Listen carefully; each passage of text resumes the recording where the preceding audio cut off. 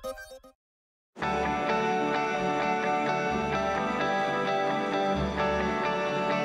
regardez TV Rogers, Ottawa.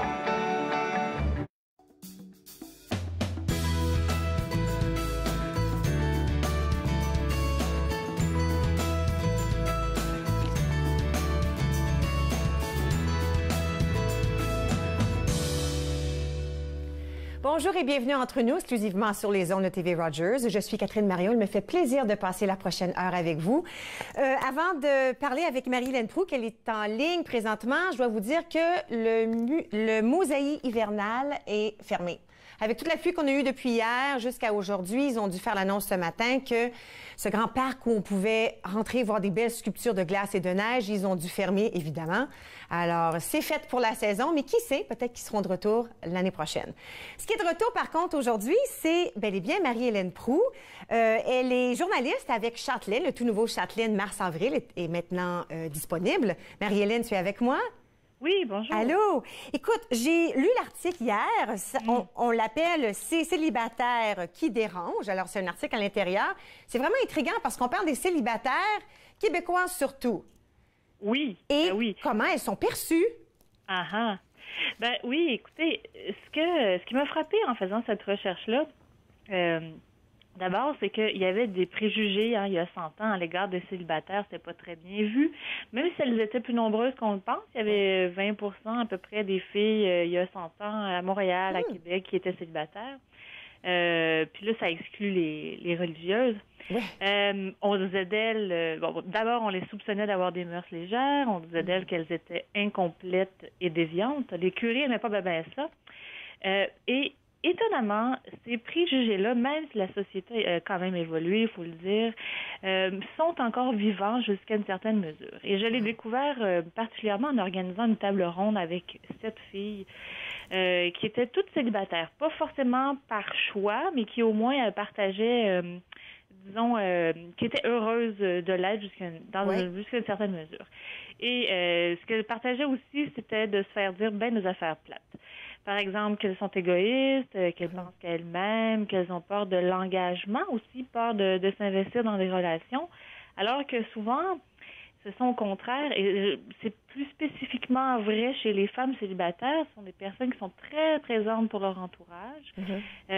D'ailleurs, les femmes célibataires, on le voit dans toutes les études, elles sont plus heureuses que les hommes les hommes célibataires. À cause de leurs aptitudes sociales généralement plus développées. Là. Puis ça, c'est pas des stéréotypes, là, c'est bien documenté dans la littérature scientifique. Mais plus que ça, avec les préjugés, j'aime bien le mot que j'ai vu à l'intérieur, on a dit la maladie du célibat. Alors, il y a des gens qui veulent les aider comme si elles ont besoin d'aide, un remède. Oui, et parce que au fond, ça dérange l'entourage, ça bouleverse l'ordre établi. Vous savez, il y a des personnes qui cadrent pas dans le moule chum, bébé, bungalow, ils sont pas à l'aise là-dedans, ils veulent être libres de leur mouvement, ils ont des grands projets à mener, puis elles ont pas envie de négocier ça avec un autre.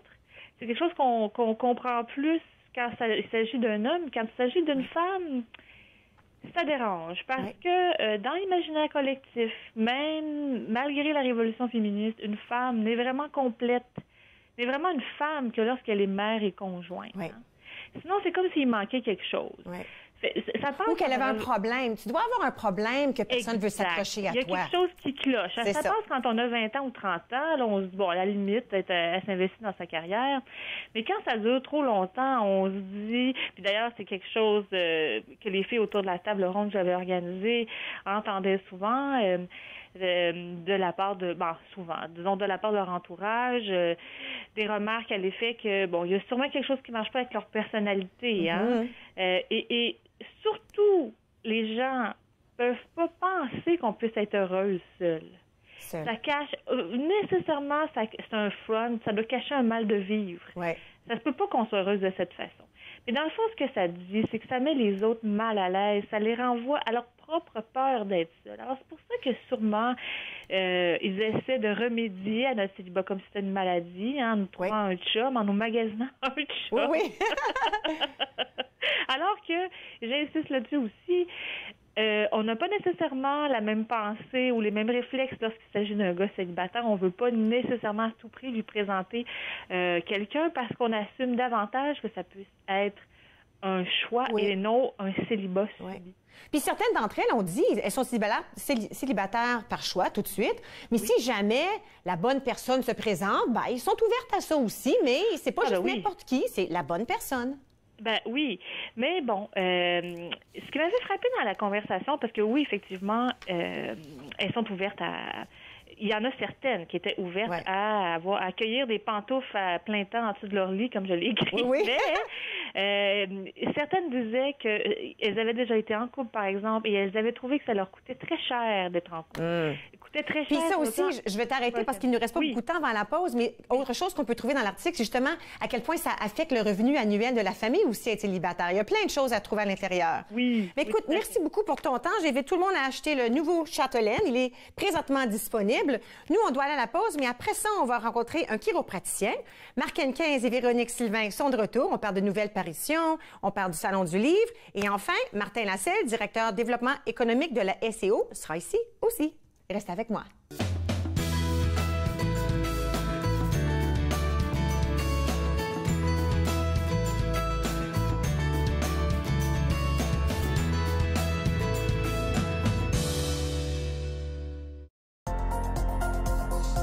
L'émission suivante vous est présentée par la télétransportée Rogers. Profitez du contenu exclusif gratuitement. Disponible au www.rogersanyplacetv.com. J'ai choisi TV Rogers parce que c'était dans mon champ d'intérêt, produire, réaliser, faire tout ce qui a trait à la télévision, voir comment que ça se passait en arrière de l'écran, les caméras, le montage. Tu le sais pas quand tu commences à regarder la télé puis tu dis, ben il y a quelqu'un qui pèse sur un bouton puis tu fais « Hey! »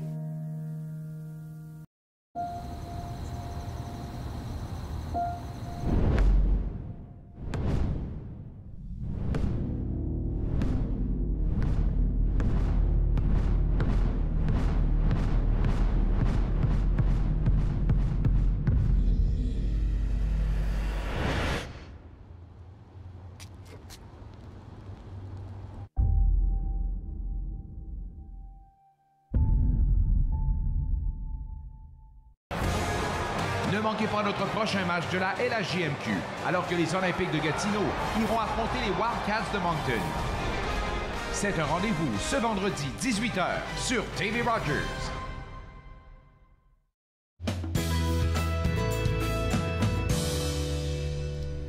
Vous êtes de retour entre nous sur les ondes de TV Rogers. Nous allons parler avec un chiropraticien et nous allons nous attarder au tunnel carpien. Alors, Dr Michael Loloyan avec moi. Bonjour. Bonjour.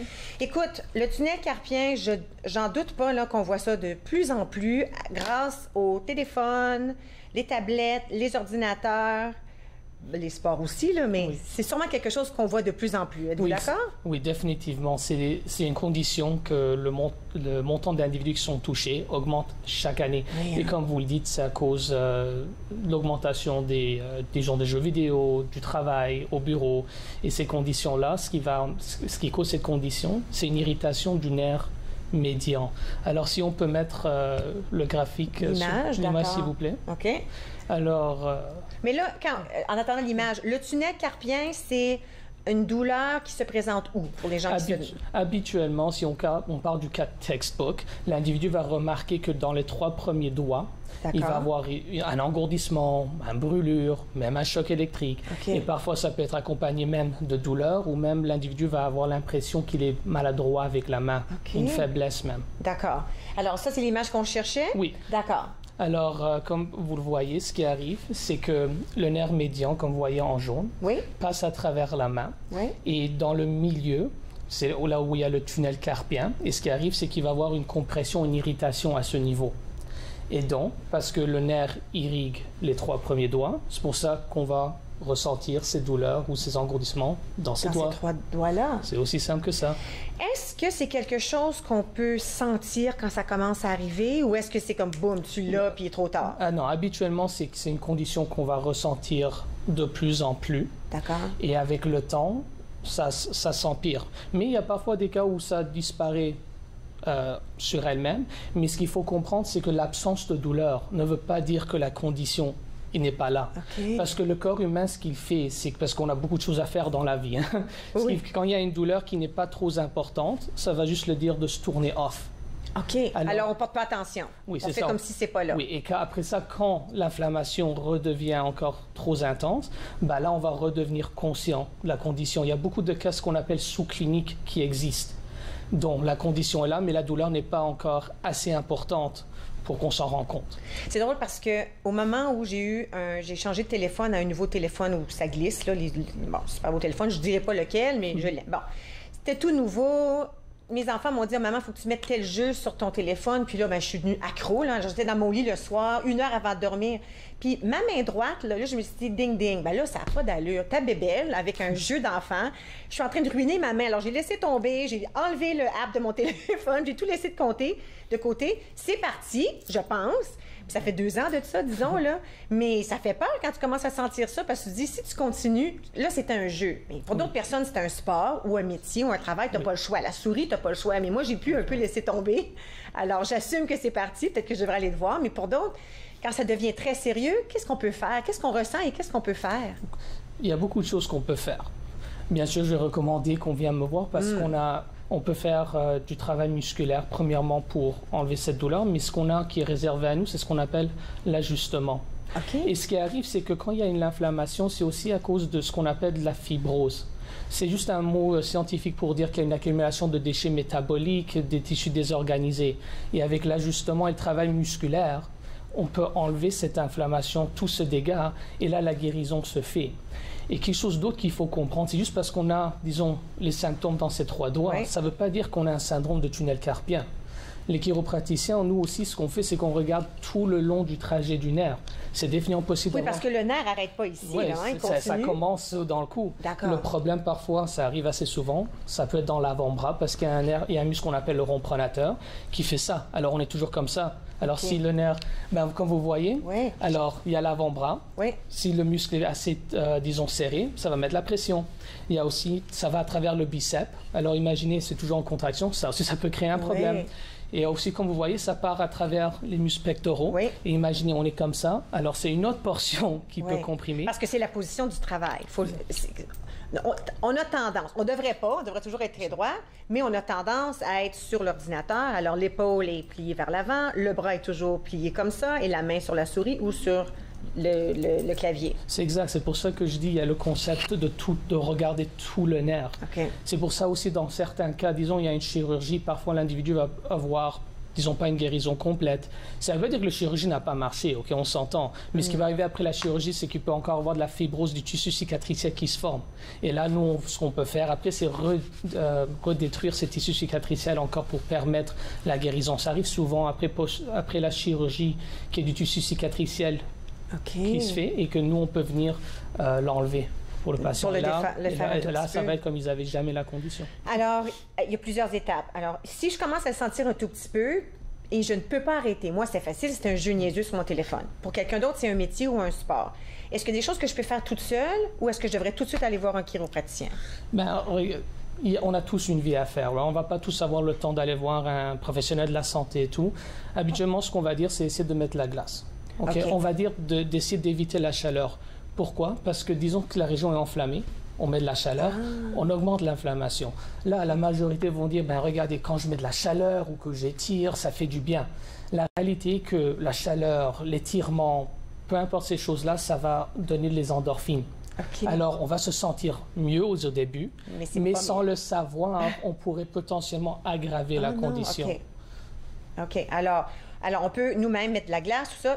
Après un certain temps, on peut aller voir un chiropraticien. Puis à ce moment-là, vous pouvez regarder comme il faut, à quel point... Oui, parce qu'on doit faire un examen complet. Comme le patient peut dire qu'il ressent, disons, un certain symptôme, mais il faut regarder au complet. Et après ça, qu'on arrête les symptômes ici, nous, ce qu'on doit faire, c'est regarder le reste du corps. Par exemple, disons que l'individu a, disons, un mal au dos. Disons, il va se mettre comme ça. Encore, je suis en train d'exagérer. Oui, on exagère, mais ça arrive. Oui, c'est ça. Il y a des gens qui conduisent comme ça. Oui, tu sais, tout reculer en auto. C'est pour ça que quand on dit qu'on regarde à la globalité de la personne. C'est pour ça, parce qu'on comprend qu'en levant les symptômes, oui, ça peut être causé par une inflammation à cette région, mais on doit voir, est-ce qu'il y a une autre cause de cette inflammation? Et l'autre analogie que je peux vous donner, c'est par exemple notre cou. On est capable de la tourner, right? Mais disons que quelqu'un a disons, une restriction, ben là, ce qu'il va faire pour regarder en arrière, il va tourner le dos. Alors, avec les années, je ne dis pas que c'est quelque chose qui arrive comme spontanément, ça. Oui, mais avec les années, là, ça peut causer des douleurs au dos quand le problème était initialement ici. C'est pour ça que pour nous, les chiropraticiens, de regarder en globalité, c'est très important et on est capable d'avoir de meilleurs résultats à cause de ceci. C'est bon de savoir que c'est quelque chose qu'on peut réparer ou qu'on peut guérir, ou du moins, on a des thérapies qu'on peut faire, des choses que vous pouvez nous offrir. Ma dernière question avant qu'on doit quitter, c'est, je suis jamais certaine quelle est la différence entre un chiropraticien et un physiothérapeute. Quelles sont les différences entre les deux? Comment je saurais que c'est toi que je devrais aller voir? Ben, une différence clé, c'est que nous, les chiropraticiens, on a accès à l'ajustement qui est un acte réservé. Et c'est un outil qui est très puissant. Je suis sûr qu'on en a tous entendu parler, c'est quand il y a le bruit, la cavitation, et le but ultime, c'est de redonner la mobilité à la région. Comme je vous dis, si on est coincé comme ça nous redonne. Mais pourquoi ça marche? Parce que, ultimement, ça enlève la fibrose, comme je vous dis, les accumulations de déchets, mais plus important, c'est difficile à croire, mais c'est à cause ça donne un message au cerveau. Pour faire plus de sens de ceci, par exemple, on sait c'est quoi un torticolis, right? On s'est réveillé, oui. Habituellement, c'est ce qu'on appelle un réflexe de protection. On ne sait pas pourquoi elle est là, mais c'est pour protéger parce que, disons, l'individu était dans une mauvaise position. Après ça, le patient vient, on fait l'examen, on voit qu'il n'y a rien de néfaste qui est en dessous, mais on peut faire du travail musculaire, mais ça va être un petit peu diminuer, disons, l'efficacité. Mais habituellement, quand on ajuste, c'est instantané parce qu'on a réparé cette mauvaise communication entre le nerf et le cerveau. Alors, c'est pour ça qu'on doit comprendre que, disons, quand j'ajuste le poignet, oui, il y a un effet là, mais ultimement, l'effet jusque dans le cou, tout le nerf dans le fond. Exactement. Super intéressant. Mais écoutez, merci beaucoup, Dr Loloyan. J'invite tous les gens à la maison de vous contacter s'ils ont de la misère avec leurs mains ou autre partie de leur corps. Merci beaucoup. Merci. Bon, nous allons prendre une toute petite pause. Et puis, à notre tour, nous allons parler avec M. Martin Lascelles, directeur du développement économique à la SEO. Il y a plein de choses qui se passent. Il va nous en donner tous les détails après la pause. Restez avec moi.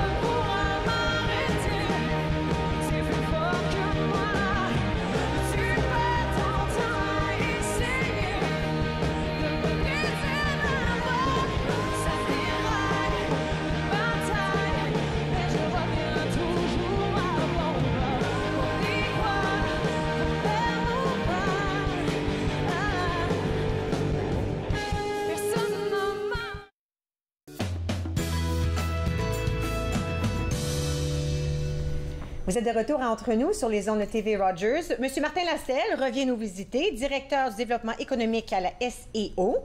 Rebonjour. Bonjour. Toujours, quand vous venez nous voir, il y a toujours plein de choses qui se passent. Juste pour replacer les gens, pourquoi ne pas dire aux gens ce que c'est la SEO? Bon, en fait, l'acronyme en soi, c'est la Société économique de l'Ontario. Donc, on a changé notre nom là, un mois. On était, dans le passé, on était le REDI Ontario, si on se rappelle. Puis là, maintenant, on a changé à la Société économique de l'Ontario. Mais vous faites quand même toutes les mêmes choses. Vous avez, vous offrez les mêmes services, le même soutien, tout ça, ça demeure la même chose. Ça reste toujours la même vision au niveau entrepreneurial, appui aux entreprises, au niveau francophone en Ontario. Donc, tout le modèle en soi n'a pas changé. C'est surtout un changement de nom qu'on a fait. Super.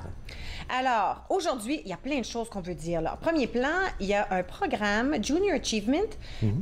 C'est une culture entrepreneuriale dans les écoles. Est-ce que je dis ça comme il faut? Oui, ça ressemble un peu à ça. Okay. Ce qu'on fait, en fait, c'est une espèce de partenariat avec une entité qui s'appelle Junior Achievement. Okay. C'est un organisme international. Il offre des cours ou des programmes d'entrepreneuriat, un peu de la sensibilisation à l'entrepreneuriat aux jeunes dans les écoles ou parascolaires ou quoi que ce soit. Donc, ce que nous, on a fait, c'est qu'on a fait une entente de partenariat avec eux pour s'assurer qu'on puisse les offrir dans des écoles francophones puis les accompagner dans tout ce travail-là. Fait que là, on essaie de montrer aux jeunes comment peut-être être businessman, businesswoman, alors partir une entreprise comme carrière ou dans le futur, c'est ça? Dans le futur. Donc, c'est vraiment on appelle ça du hands-on, mais c'est vraiment du terrain. Donc, le programme que nous, on travaille dessus, c'est un programme qu'on appelle le programme d'entreprise. Okay. Donc, le jeune en soi, un jeune secondaire, est demandé à créer sa propre entreprise dans l'école directement. Wow. Avec un accompagnement, qu'est-ce que tu as de besoin, c'est quoi l'idée, quelle sorte de plan d'affaires que tu as de besoin, c'est quoi la mise en marche. Tout le concept d'une entreprise, on passe de A à Z à travers de l'école. C'est durant un semestre au complet. Donc, le jeune a le temps de bâtir son idée, de le peaufiner pour après ça le présenter. Il y en a plusieurs ça devient vraiment des entreprises là, par la suite. C'est des choses, dans mon temps, tu sais, dans les années 90, qu'on voyait uniquement à l'université. C'est pas quelque chose qu'on voyait au secondaire. Mais tu sais, les jeunes ont des idées tôt. Pourquoi ne pas encourager, tu sais, arroser, si on veut, cette plante-là qui grossit, qui ont peut-être une idée. Quelle bonne idée de faire ça au secondaire. Oui. Puis il y a aussi d'autres programmes qui existent, puis on travaille dans d'autres programmes, dont il y a un programme de petits entrepreneurs dans l'Est ontarien.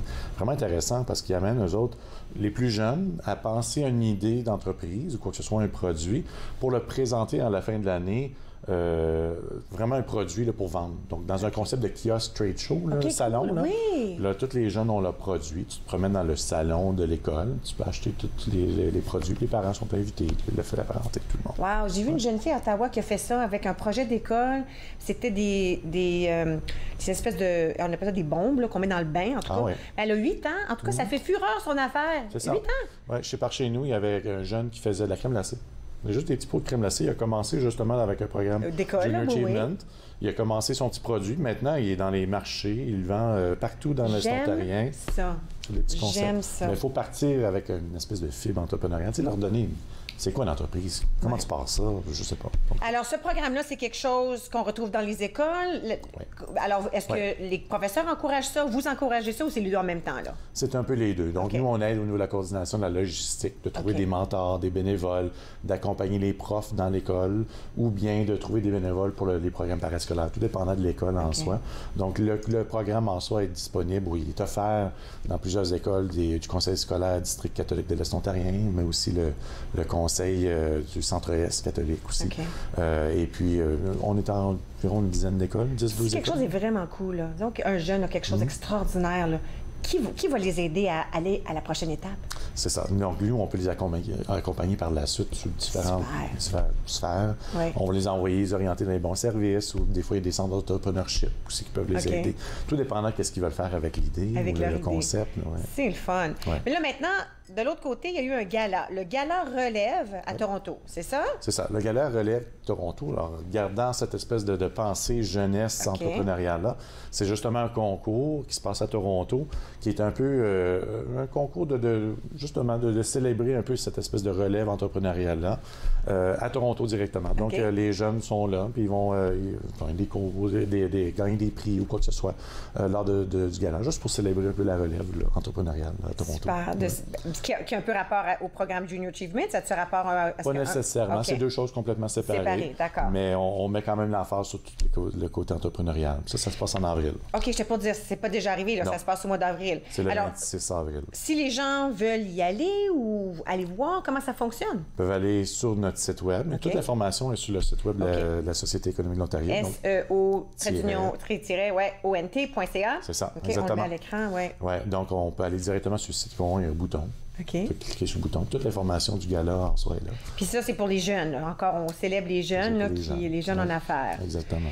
Bon, là, on veut aussi faire un retour sur Ecorismo, qui est vraiment très intéressant. Je sais qu'il nous reste 1 minute ou 2 avant l'annonce, et peut-être qu'on peut entamer ou rappeler aux gens ce que c'est Ecorismo. Ecorismo, c'est une espèce d'événement en tourisme durable. Je ne sais pas si on se rappelle. Tout ce qui est le côté développement durable, éco et responsabilité.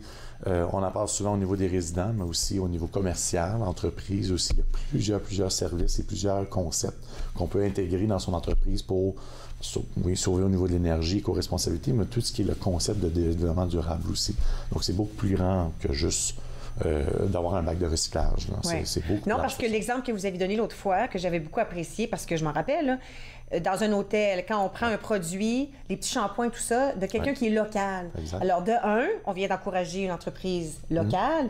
De deux, ben, c'est quelque chose qu'on peut utiliser, que les personnes peuvent apporter à la maison, mais on se supporte un l'autre. C'est ça. C'est un produit, c'est un concept de développement durable. Tu peux aller pousser un peu plus loin, ou est-ce que tu vas avoir une grosse bouteille accrochée sur le mur maintenant, on les voit, tu sais, le bouton, là.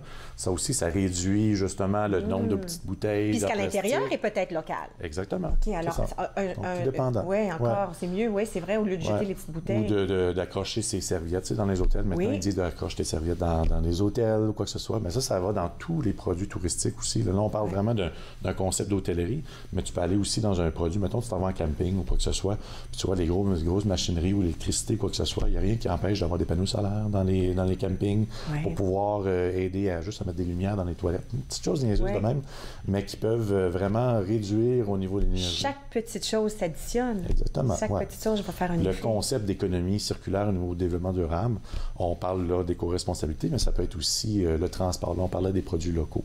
D'utiliser les produits locaux en soi, on réduit les effets de serre parce qu'il y a moins de transport entre le camion qui part de la Californie avec ton, je sais pas moi, ton piment ou quoi que ce soit, versus d'avoir vraiment un produit local qui est à côté de chez vous, puis qui va faire le voyage entre la ferme locale et l'hôtel ou quoi que ce soit, ou le produit ou le restaurant. Reste avec moi. On va continuer sur Ecorismo, puis ensuite, on va parler d'un événement spécial qui a été lancé hier. Oui. Bouge pas.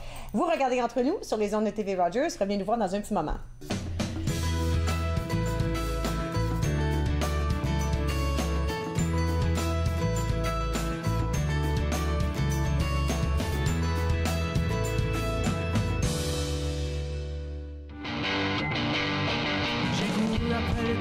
J'ai menti à la lune, j'ai couru après les mots et j'ai menti à ma plume. J'ai mis mon cœur sous les ciseaux et ma tête sur l'enclume entre le feu et mon marteau. Je me suis forgé un costume.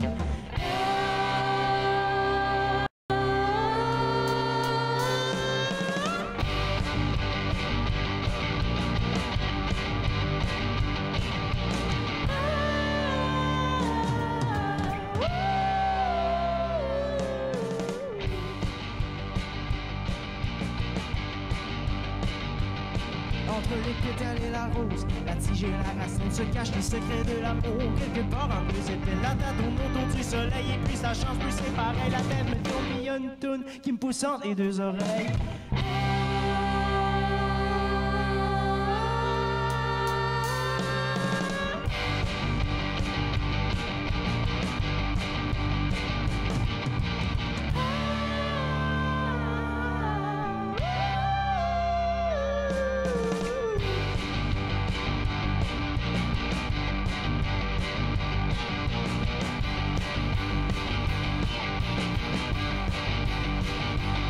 Que je fasse la guerre ou que je fasse l'amour, que je presse contre le pour, que je pogne la route ou que je pogne la trail en pouling, tous les chemins se mettent. Le poignet sur le chemin du doute avec un flat sur la conscience. La mise à plat les bras puis les yeux plus gros que la...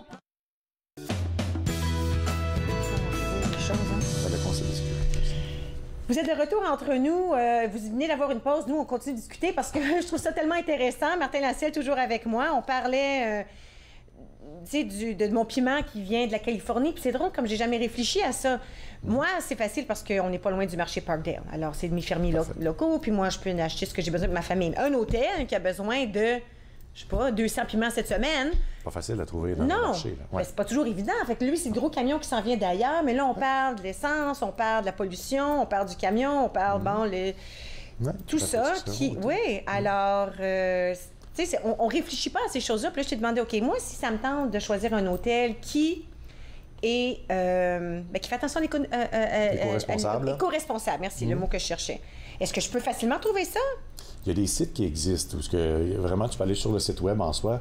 Puis lorsque tu prépares ton itinéraire de voyage, ils vont vous proposer des produits, des services, des hôtels, quoi que ce soit, qui sont dédiés éco-responsables. Il y a plein de certifications aussi là, qui existent un peu partout.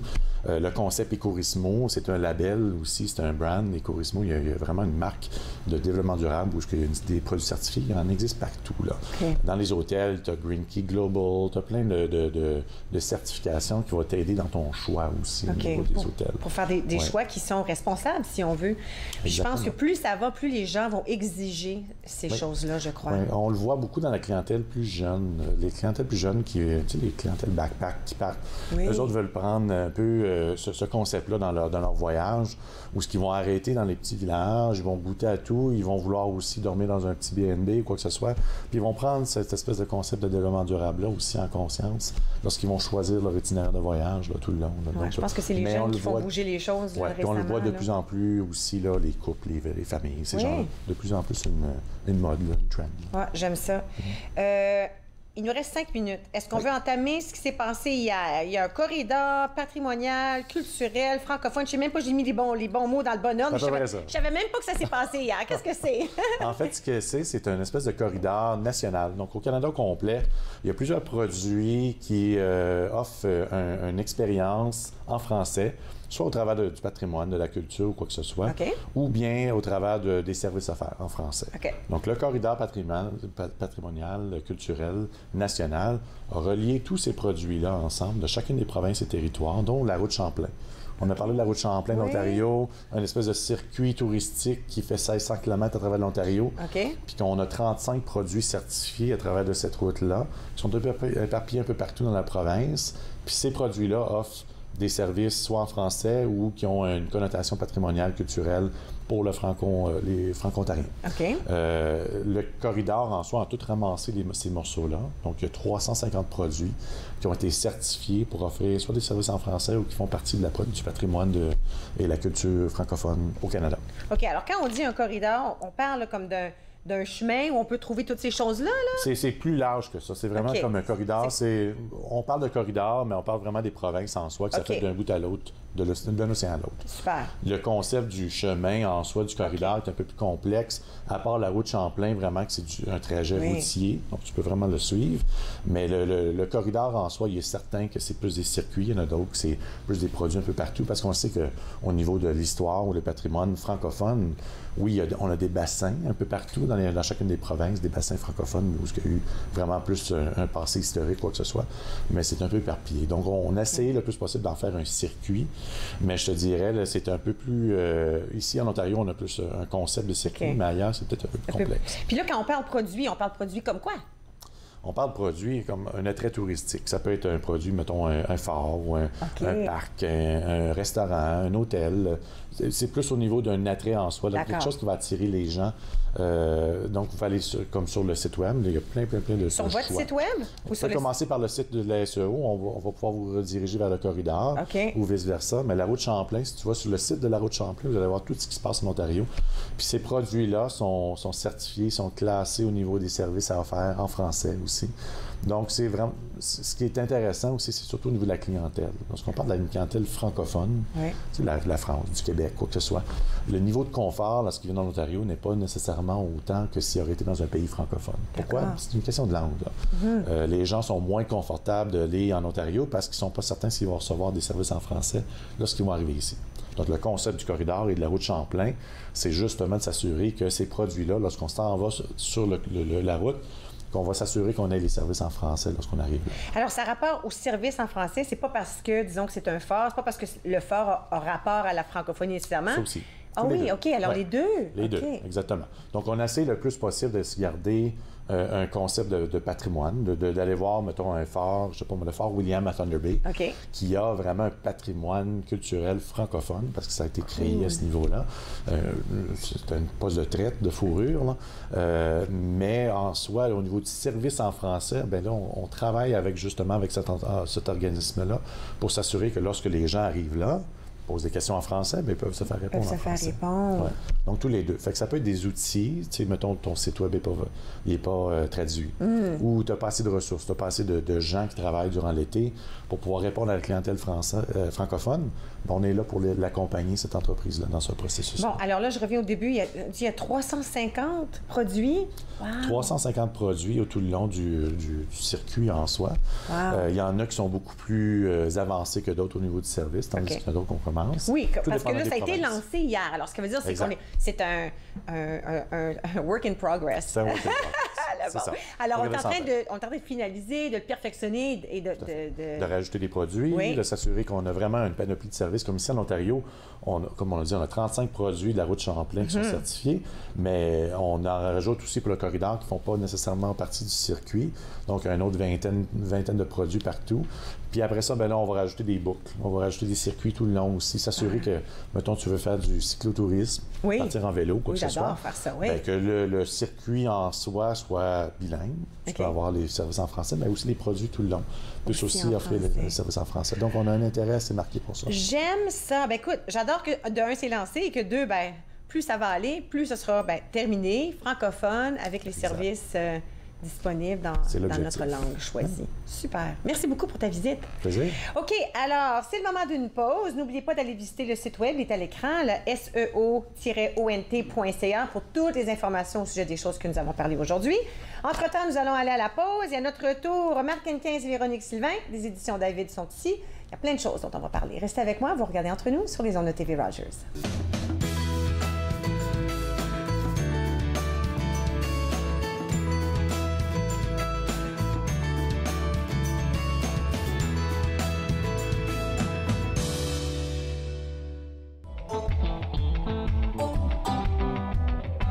Sous le soleil des affamés, lui s'en va le ventre plein. Toujours à s'éloigner, l'envie de partir à portée de la main. Si ce n'était que de l'histoire, dans son rétroviseur, de celle si seule assise derrière, dans son rétro qui pleure, confort sous un torrent de pluie. Car sa vie le retient, du peu, il tient encore dans les mains. Le reste, il s'en plaindra demain, ce geste aura raison de lui, modeste désir qui ne reviendra pas. Le temps qui s'effrite pas à pas, rattrape toujours celui qui fuit. J'étancherai ma haine, je soignerai ma paix. Itinérant sans solde, toujours insatisfait. J'étancherai ma haine, je soignerai ma paix. Itinérant sans solde. Dans cette ville qu'il a vu naître, la pitié est maître. À ce vouloir d'exil, cette fin pourtant il sait finira peut-être par tout lui prendre. En dédain, à quoi s'attendre quand le poison lui fait son effet? Mais ça vous le saviez déjà, au chat qui dort on ne touche pas. Les dégâts de la loi du talion ont fait de nous ivrognes et pions. La quête d'échappatoire dans un monde de fabulation, bientôt à en perdre la mémoire duquel les deux avaient raison. J'étancherai ma haine, je soignerai ma paix. Itinérant sans seul, toujours insatisfait.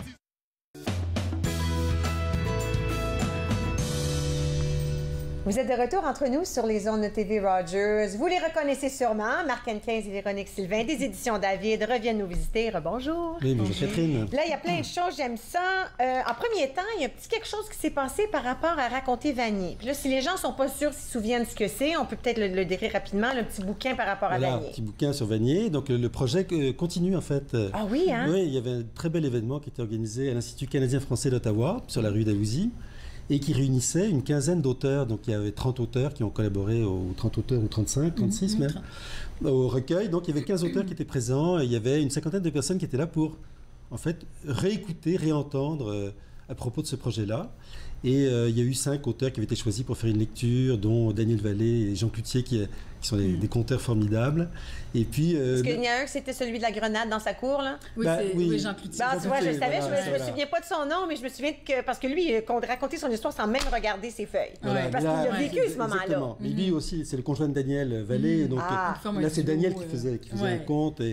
Et c'était l'histoire de la maison qu'ils ont achetée, rue Anna, et qui est visitée par les anciens propriétaires, enfin les enfants des anciens propriétaires. C'est tellement intéressant. C'était vraiment amusant. Alors, vous avez revécu un petit peu un moment avec Raconter Vanier. C'est ça, voilà, exactement. Et là, tout le monde, évidemment, nous a reposé la même question. C'est, est-ce qu'il va y avoir une suite? Oui, ben là, j'allais vous poser la même question. Et là, on n'a pas la réponse encore. Non, hein? Malheureusement. Parce qu'avant Raconter Vanier, il y avait...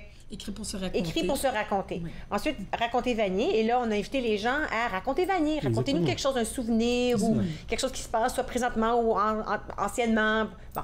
Et puis, là, ça serait bon de savoir s'il y a quelque chose qui s'en vient après, parce que c'était tellement bien reçu. Exactement, Oui, c'est vraiment, formidable, puis ça c'est une collaboration. Oui, Voilà. puis ça continue de bien rouler aussi. Mais le 12 février, justement, on était à l'ICFO pour une activité qui est organisée par l'Institut canadien-français d'Ottawa.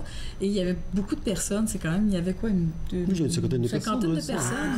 Puis les gens posaient des questions. Oui, le conseiller Mathieu Fleury et le conseiller qui était là, lui aussi. Ah non, c'était vraiment... C'est vraiment un événement rassembleur. Ah oui, c'était très rassembleur. Super. Bon, alors, Raconter Vanier, ça marche bien. On peut encore se le procurer. Il est toujours en vente. Oui, dans toutes les librairies de la région. Librairies. Moi, je l'ai donné à mes beaux-parents. Ils ont adoré ça. Alors, ça vaut la peine. Ils viennent de Vanier. Moi aussi, j'ai vécu là. Alors, tu sais, c'est encore mieux quand tu viens de là.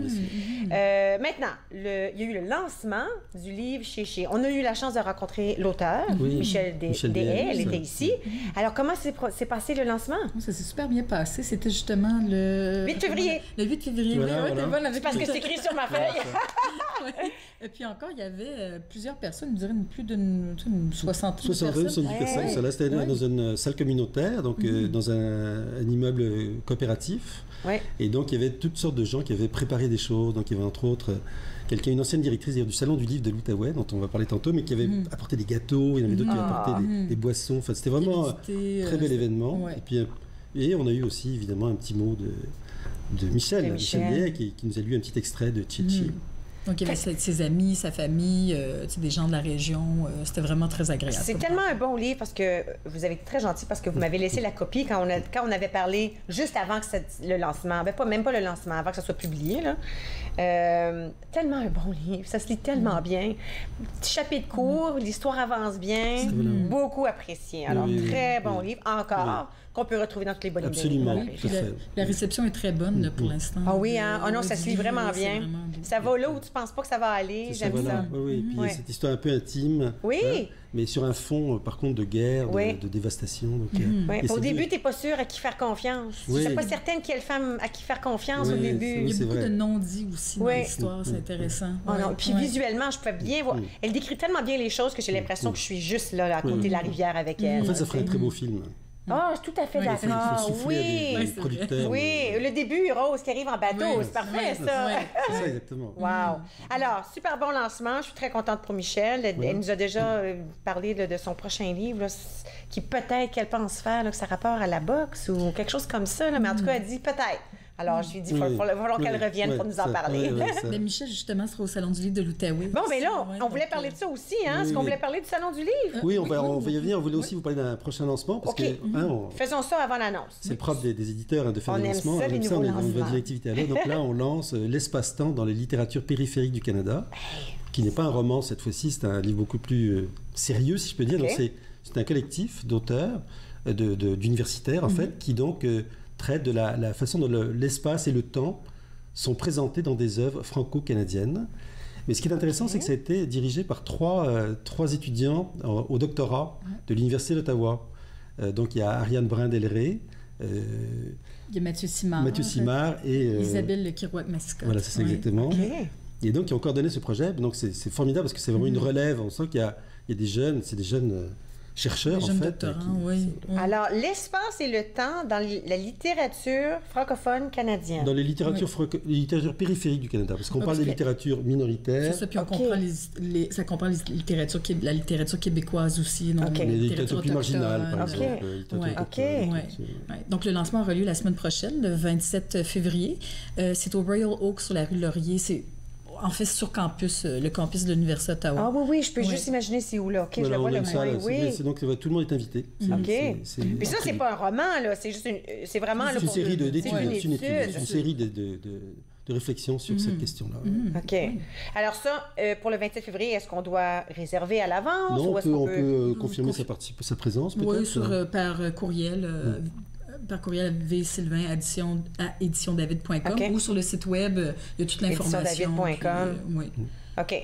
Maintenant, je pense qu'on va aller à la pause tout de suite parce qu'on a on veut vraiment parler du Salon du Livre qui s'en vient. Il y a plein de choses. Puis au lieu de vous couper la parole, je vais aller à la pause tout de suite. Puis après ça, on aura un grand bloc pour parler du Salon du Livre. Peut-être même celui de Paris. Ah. Ouais. OK, alors nous allons à la pause immédiatement. Au retour, on parle du Salon du Livre de l'Outaouais qui aura lieu très bientôt au mois de mars. C'est pas loin le mois de mars, ce qui veut dire que le printemps n'est pas loin non plus. Restez avec moi, vous regardez Entre nous sur les ondes de TV Rogers. Avec...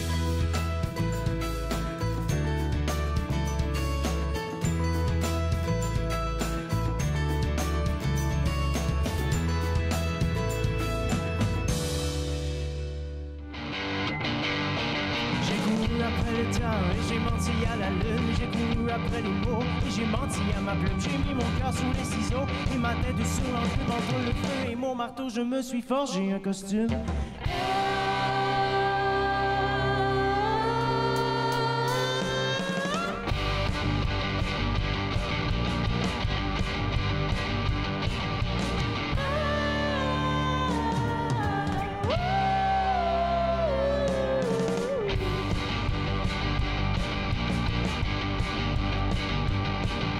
Les pétales et la rose, la tige et la racine se cachent les secrets de l'amour. Quelque part un peu épais, la date autour du soleil. Et plus ça change, plus c'est pareil. La même tourne, il y a une toune qui me pousse entre les deux oreilles.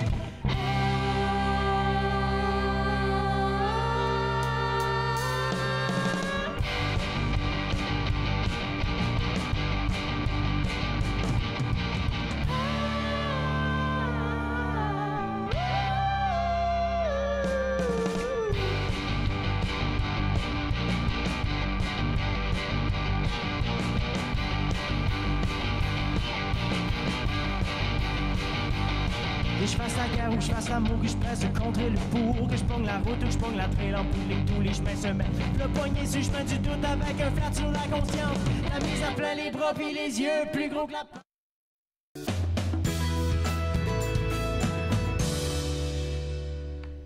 Vous êtes de retour entre nous sur les ondes de TV Rogers. Toujours avec moi, Marc Henquins et Véronique Sylvain des éditions David.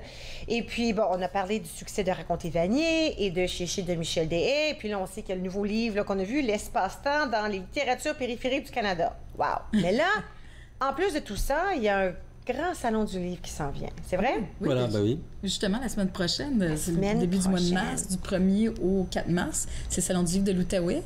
Et on a plusieurs auteurs qui vont y être. Donc, c'est des auteurs qui écrivent de la poésie, des romans, romans pour jeunes, des essais aussi. Donc, ouais, toute une variété d'auteurs qui sont là. Il y a des gens à la maison qui ne sont jamais allés à un salon du livre. Aucune idée, là.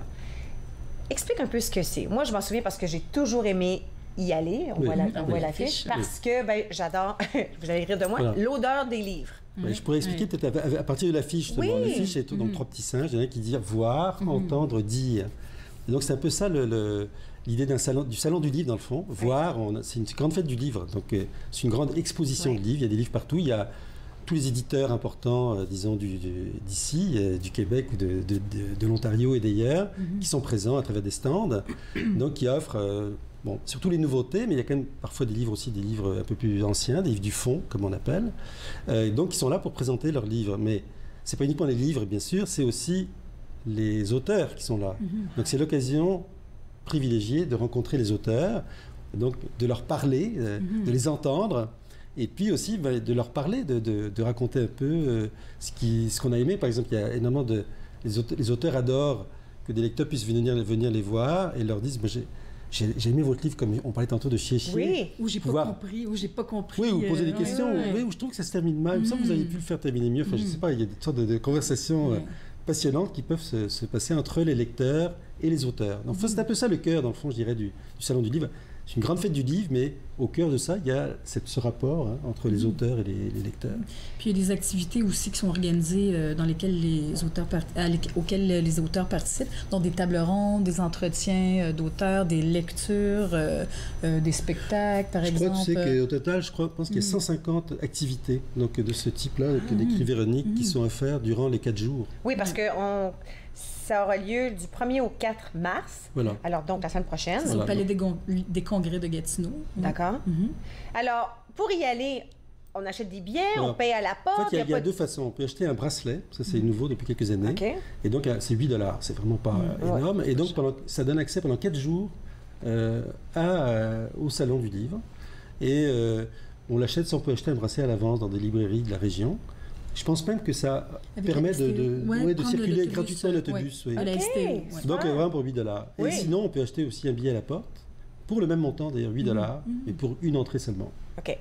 À ce moment-là, si on regarde l'horaire, j'imagine qu'il y a un site web, on peut aller voir. Je peux savoir quel auteur et à quel moment, parce que j'imagine qu'ils ne sont pas tous là pour les 4 jours en entier. Ou... C'est intéressant parce que sur le site pas la STO, du SLO, il y a un genre de...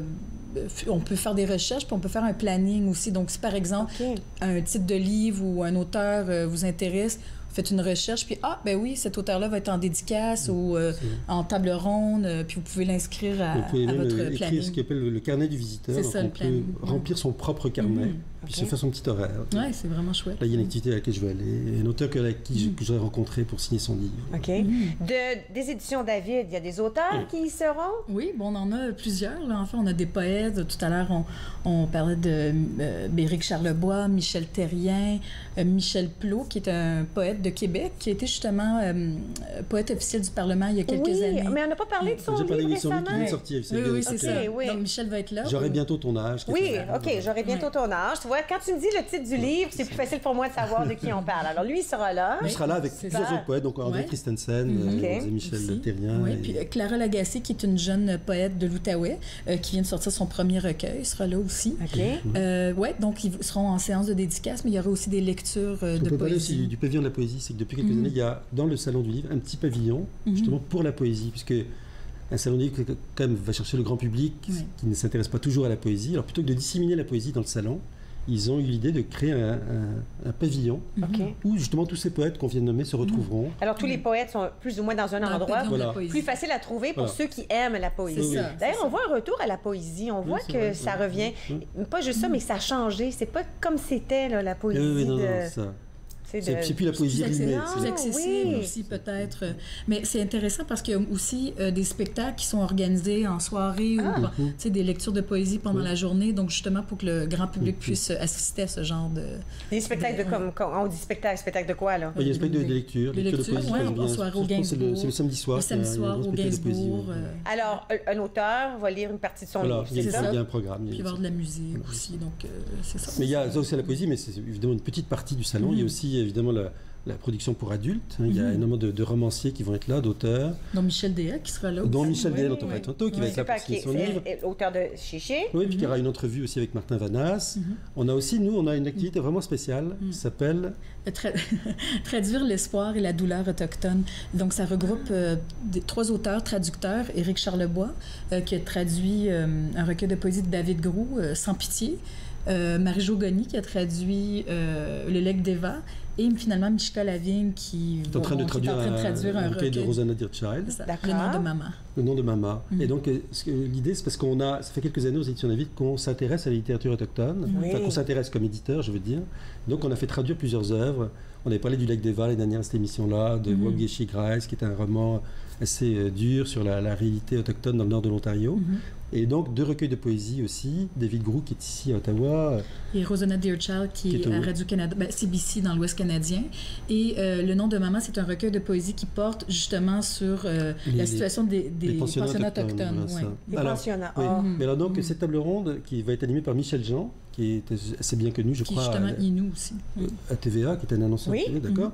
Donc, va apporter sur cette importance de traduire, parce que ce sont des œuvres qui sont écrites en anglais originellement, donc auxquelles on n'a pas accès. Donc l'importance de les traduire, mais aussi la difficulté de les traduire. Parce que comment est-ce qu'on rend compte tout à fait d'un... Oui, parce qu'on ne veut pas perdre le message. Rendre justice aux réalités aussi vécues. Et sans faire non plus ce qu'on appelle l'appropriation culturelle, on ne veut pas non plus détourner l'œuvre originale. Au contraire, on veut donner accès. Alors c'est une table ronde qui va être vraiment passionnante avec les 3 traducteurs et animée par Michel Jean sur ces 3 œuvres. Je peux juste imaginer comment ces œuvres-là doivent être, difficiles. Certains d'entre eux doivent être difficiles. Quand on parle de leur vie, de leur pensionnat, tout ça, c'est pas des choses faciles pour eux. Mais originales, dans le sens qu'on peut lire leur parole, à leur façon, avec leur message. Puis on sent aussi qu'il y a de l'espoir aussi, tu sais, non seulement chez l'auteur, mais aussi dans l'œuvre aussi, les thématiques qui sont abordées. Oui, parce que par exemple, pour faire une anecdote, dans Le nom de Mama, qui est ce recueil de Rosanna Dearchild, donc en fait, elle parle de sa mère qui était dans un pensionnat autochtone. Elle a une enfance tout à fait normale, mais elle parle de ses filles. Et donc on voit les 3 générations, parce que depuis Mama à elle et à ses filles qui, elles, gambadent dans la rue et sont parfaitement épanouies. Donc il y a quelque chose de beau dans tout ça. Quand même. Puis même si le traumatisme a été légué quand même de génération en génération, je veux dire, il risque quand même qu'il y ait de l'espoir là aussi. Hyper intéressant. Alors, on veut rappeler aux gens que ça se passe du 1er au 4 mars prochain. Mais là, qu'est-ce qui se passe à Paris, là? Parce que là, un salon n'attend pas l'autre. Donc après le salon du livre de l'Outaouais, c'est le salon du livre de Paris. Ah, puis on m'invite, c'est ça? on peut en parler. On peut en parler. Voilà. En tout cas, nous y serons. Les éditions David y seront. Dans un stand qui est le stand de Québec Édition, qui réunit donc plusieurs éditeurs francophones du Québec et du Canada. Super. Et on aura 4 auteurs qui seront là-bas, dont Monia Mazig, qui est de la région, qui a écrit sur la révolution en Tunisie il y a quelques années. Un très beau livre qui s'appelait Du pain et du jasmin. On a aussi Micheline Tremblay, qui est une auteure de l'Ontario, qui a écrit un livre sur un roman historique qu'on avait présenté également. Wow, restez avec moi, on va en parler davantage. Moi, je suis un peu jalouse. Là. Vous avez peut-être besoin de moi à Paris. On revient dans un petit moment, bougez pas.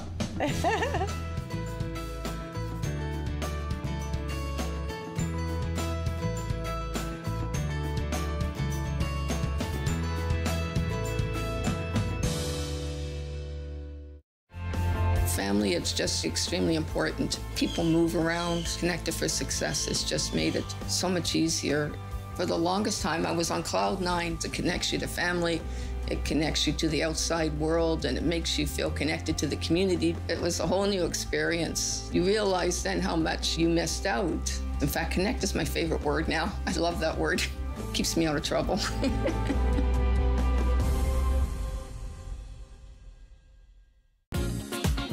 Cette semaine, à Nathan parle, parmi nos invités, Sylvie Robert sera là pour nous parler de nos anges et de la guérison par ce dernier. Nathan parle, mercredi 20h, sur TV Rogers. Quand je me suis enrôlé en 64, moi, j'ai levé la main droite, puis j'ai dit, je vais défendre mon pays. Puis je vais faire tout ce que vous me demandez. Aujourd'hui, on a des jeunes qui partent en Afghanistan, c'est encore pire. Puis les vétérans, ils n'ont rien demandé. Ils n'ont rien demandé en retour. Et puis on parle de supporter les vétérans. La Légion, c'est nos champions, ça. C'est eux autres qui nous supportent. Lors de la prochaine classe, nous pratiquerons un kriya pour le 4e corps appelé le mental neutre. Satnam. Cliquez Yoga, samedi-dimanche, 9h30 sur TV Rogers.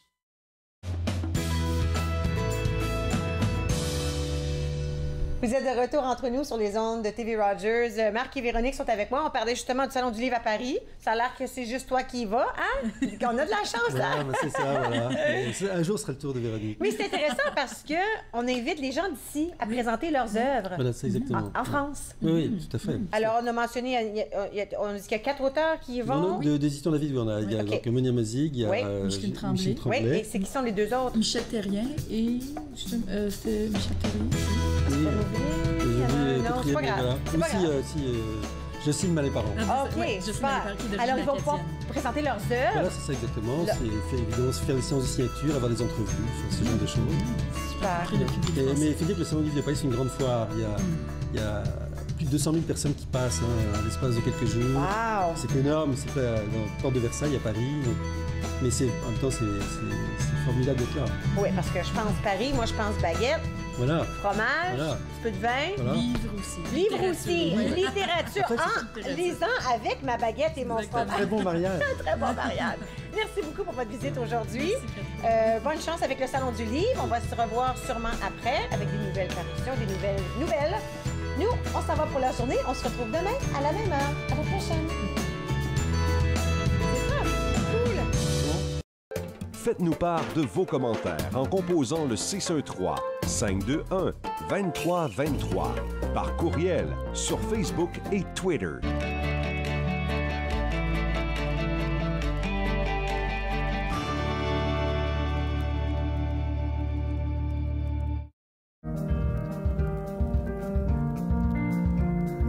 Bonjour, je m'appelle Michael. Mon spécialité, c'est faire la caméra. Les nouveaux bénévoles, quand ils ne savent pas quoi faire pendant le mobile ou n'importe quoi, comment bien rouler un câble, là, la personne, il dit « Va voir Michael parce que lui, il sait comment bien rouler. Si tu aimes faire des vidéos, tu peux venir à Rogers, tout à coup, il peut te montrer comment bien monter un bon reportage. »